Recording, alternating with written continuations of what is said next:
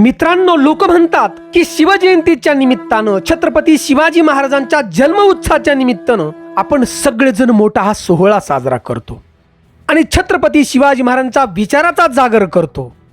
पण हा जागर करत असताना खरंच हा विचारांचा प्रभाव पडतो का? लोक आम्हाला विचारतात आणि मी त्यांना ठामपणे सांगतो की कुठलीही गोष्ट वाया जात नाही, फरक पडतोच. विष्णू नागर एक कवी आहेत आणि त्यांनी फार सुंदर लिहिलंय कि मौसम बदलता है तो फर्क पड़ता है, चिड़िया चकती है तो फर्क पड़ता है, किसी का किसी के साथ प्रेम हो जाता है तो फर्क पड़ता है, आत्महत्या होती है, भूख बढ़ती है तो भी फर्क पड़ता है, आदमी अकेला लड़ता है तो भी फर्क पड़ता है, फर्क लाने वालों के साथ लोग खड़े हो जाते हैं और लोग कहते लगते हैं कि हाँ फरक पड़ता है.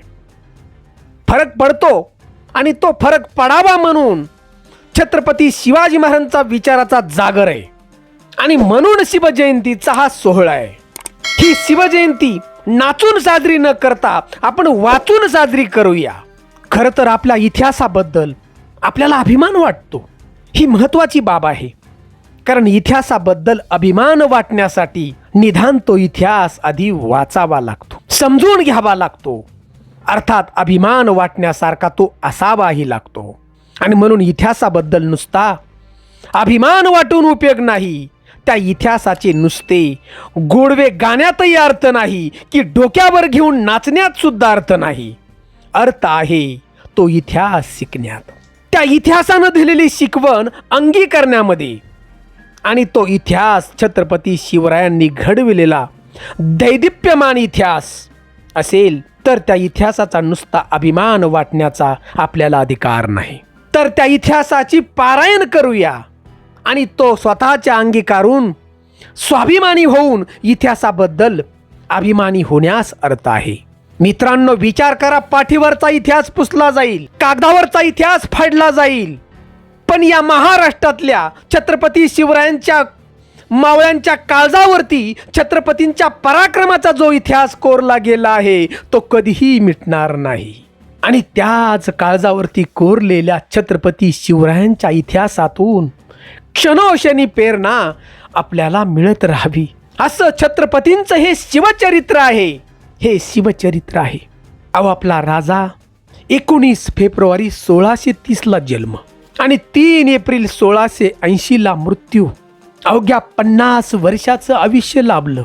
पण विचार करा, 350 वर्षाचाही काळ निघून गेला, कित्येक आपल्या पिढ्या निघून गेल्या आणि कित्येक पिढ्यांना सुद्धाच प्रेरणा म्हणून छत्रपतींचे हे विचार आहेत, हे शिवचरित्र आहे.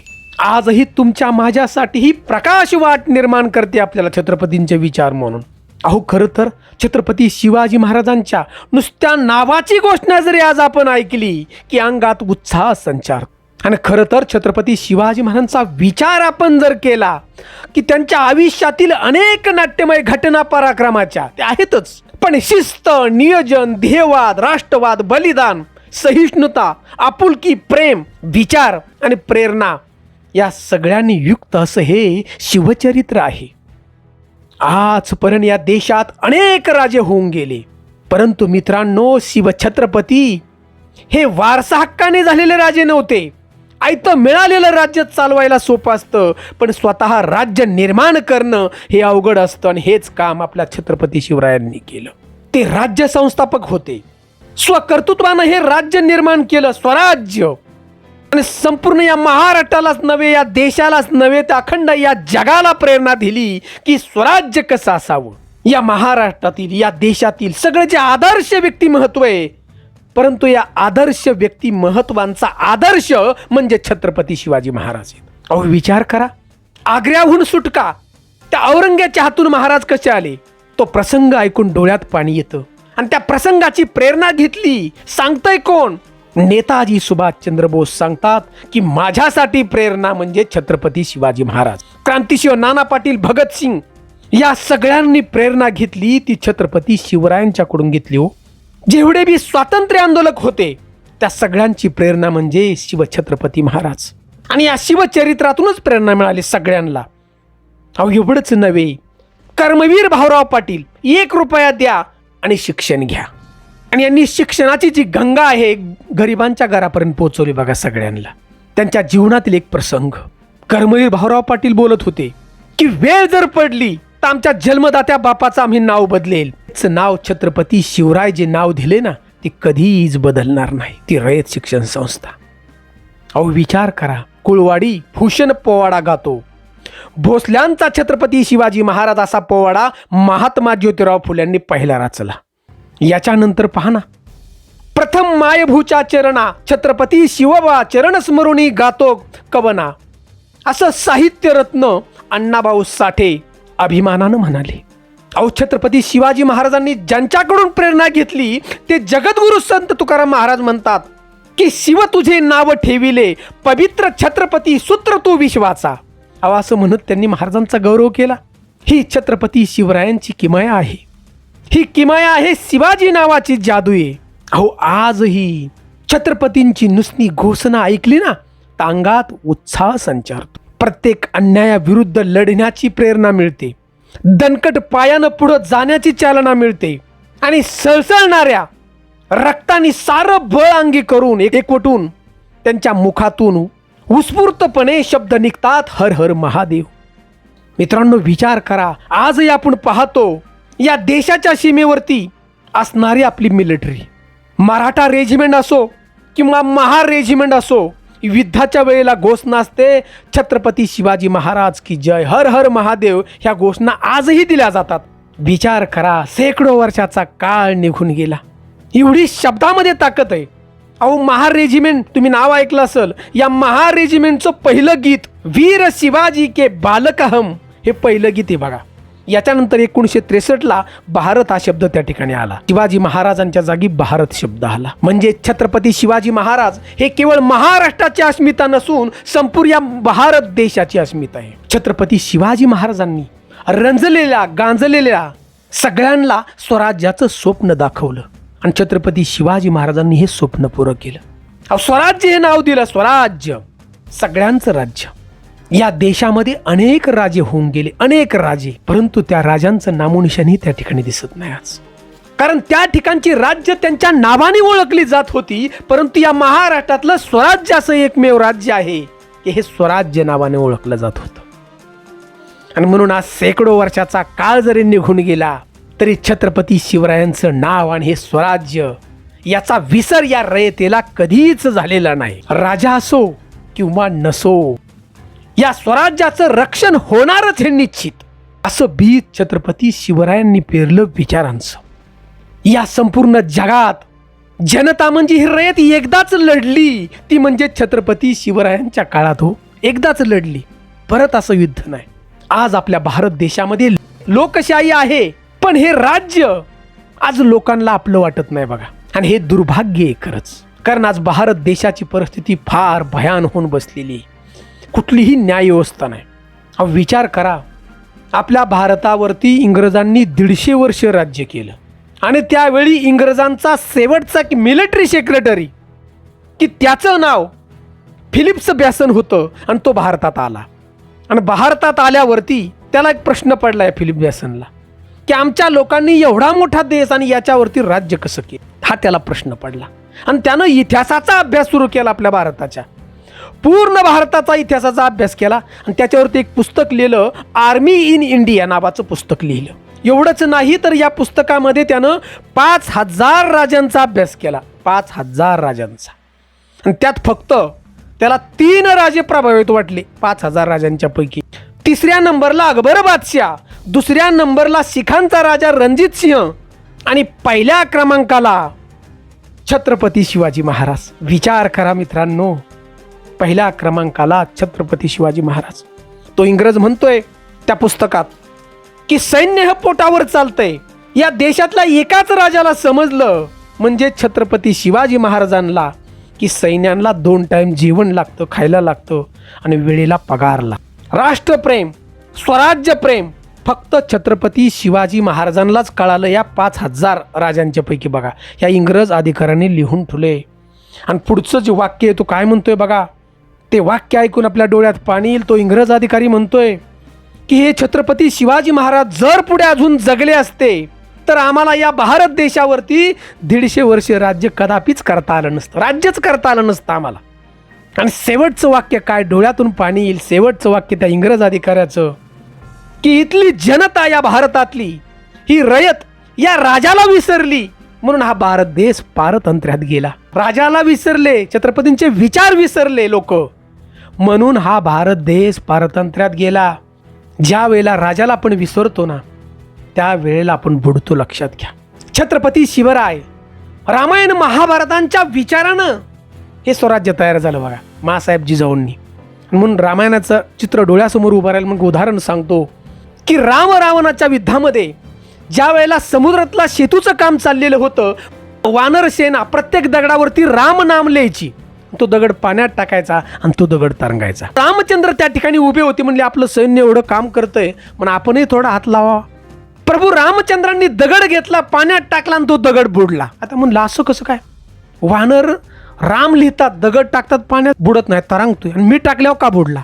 म्हणून दुसरा दगड घेतला प्रभू रामचंद्रांनी, तो दगड पाण्यात टाकल्यानंतर तो सुद्धा दगड बुडला. रामचंद्रांना दुःख वाटलं, टेन्शन मध्ये बसला राहिले उभे, आणि त्या ठिकाणी अंगत आला आणि प्रभू रामचंद्रांना म्हणाला की हे प्रभू, आपण अखंड या विश्वाचे मालक आहात. दगड पाण्यात बुडण्याचं कारण, तो दगड प्रभू रामचंद्रांनी सोडून दिला म्हणून तो पाण्यात बुडलाय. सोडून दिला तो दगड, शब्द ऐका. ज्यावेळेला राजानं सोडून दिलं त्यावेळेला तरणं कठीण असतं. अहो, छत्रपतींचे विचार असे होते की अखंड या विश्वाला तारणारे विचार होते. अहो, एक प्रसंग डोळ्यासमोर आला तो औरंग्याचा, की शत्रूला सुद्धा छत्रपतींच्या विचाराचं आकर्षण होतं आणि आदरही होता.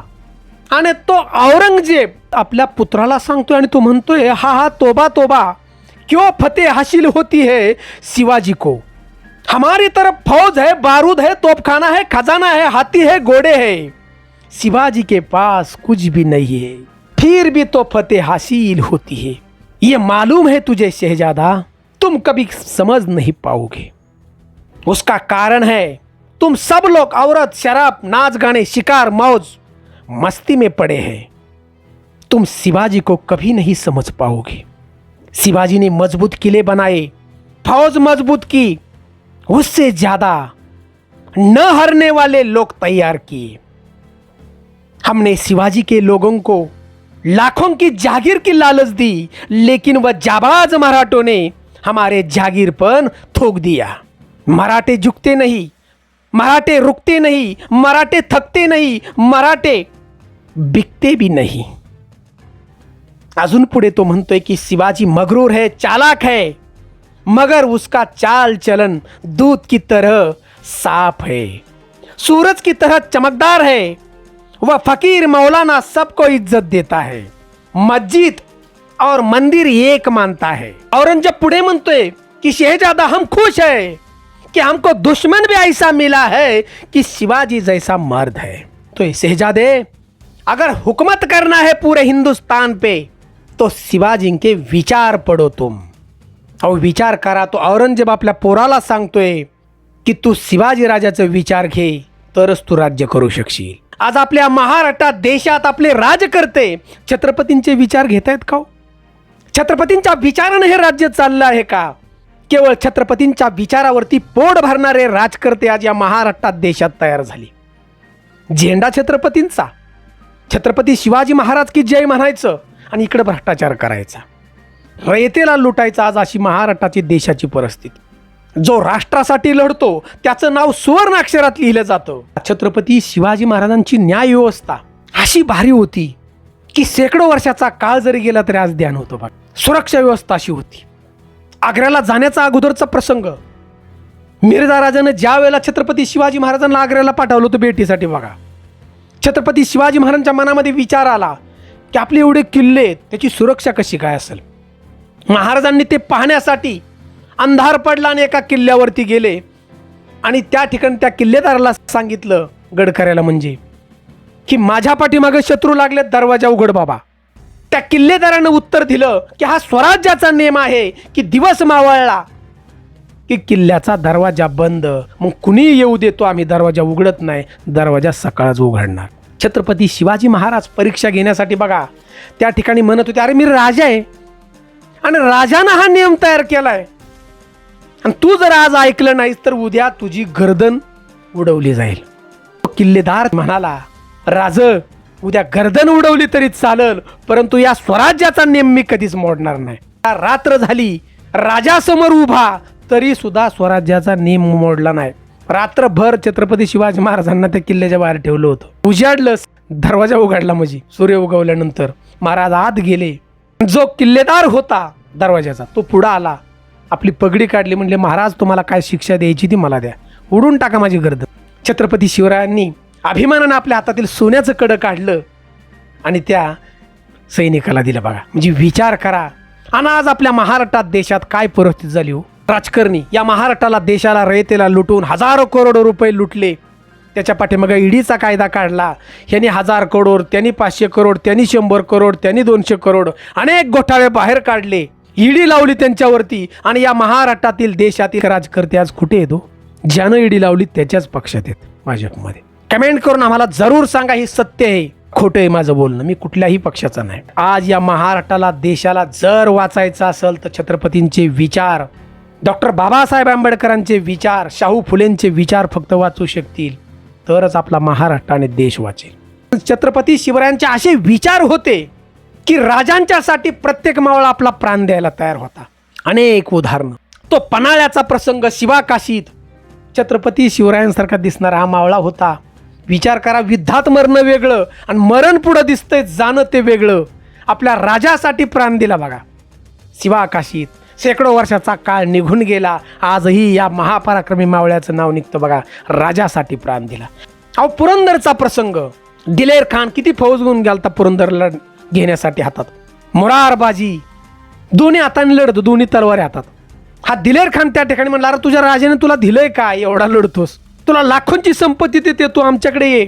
छत्रपतींचा मावळा वीर मोरारबाजी म्हणले, तू तुझ्या संपत्तीवरती. मोरारबाजी ज्या वेळेला पडले, महाराजांना वाटलं आता गड पडला, गड देऊन टाका. त्यावेळेला विचार करा, मोरारबाजी पडले तरी त्या ठिकाणच्या पुरंदरच्या मावळ्यांनी छत्रपती शिवरायांना पत्र पाठवलं होतं, राज, मोरारबाजी जरी पडले तरी आम्ही आहोत, हा किल्ला गनिमांच्या ताब्यात आम्ही देणार नाही, आमचा रक्ताचा एक एक थेंब आहे तोपर्यंत. एवढी निष्ठा, या स्वराज्यावरती असलेली निष्ठा. आणि ही निष्ठा तयार कोणी केली? महाराजांनी. अहो, महाराजांच्याकडे न्याय व्यवस्था होती. जगामधले इतिहासकार त्या ठिकाणी या भारत देशामध्ये आल्याने अभ्यास केला आमच्या राजांच्या न्याय व्यवस्थेचा, शिवचरित्राचा अभ्यास केला आणि या ठिकाणचं ज्ञान घेऊन आपल्या देशात गेले. बघा, अहो, श्यामराव निळकंठ हे ब्राह्मण अधिकारी होते. कर घेताना लाच खाताना सापडले होते, महाराजांनी लगेच काढून टाकले. गवताच्या काडीलाही हात आणि भाजीच्या देठालाही हात माझ्या रयतेचा लागला नाही पाहिजे, असा राजाचा न्याय होता, असा माझा शिवछत्रपती होता. आणि आज या महाराष्ट्राची दयनीय अवस्था, लोकशाही, लोकांनी केलेलं राज्य लोकांसाठी राहिले का? मतदान पैशावरती विकलं जाऊ लागलं. 2000 डाबा, खासदारापासून, आमदारापासून, नगर परिषद, ग्रामपंचायत, सगळी इलेक्शन अशी होऊ लागली.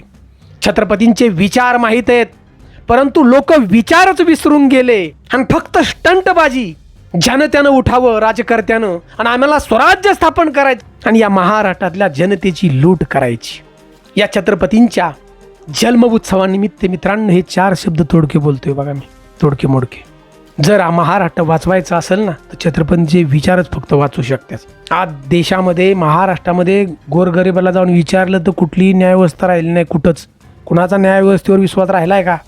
भारत देशाला कृषी प्रधान म्हटलं जातं नुसतं नावाला, परंतु या सगळ्या देशातील शेतकऱ्यांची अवस्था काय झाली? छत्रपती शिवराय शेतकऱ्यांना सगळं पुरवत होते. त्या काळात सुद्धा नांगूर, बैलजोड्या देत होते. पण आज महाराष्ट्रात, देशात कुठल्याही बाजारभाव नाही शेतीला. शेतीच जर संपली तर देश संपेल. आणि हे विचार सांगितल्यात कुणी? माझ्या राजानं सांगितल्यात. पण शिवजयंतीच्या दिवशी आपल्याला सांगतोय की शेती जपा आपली, विकू नका पैशाच्या आमिषानं. आणि छत्रपतींच्या विचारानं स्वाभिमानानं आपण जीवन जगायचं, ताहटमानेनं, लाचार व्हायचं नाही कोणाच्या पुढं. सुंदर आहे आमचे 4 शब्द. जर आपल्याला आवडले असतील तर जय भवानी, जय शिवाजी अशी कमेंट आम्हाला जरूर द्या. छत्रपती शिवाजी महाराज की जय अशी कमेंट आम्हाला जरूर द्या. जय हिंद, जय महाराष्ट्र.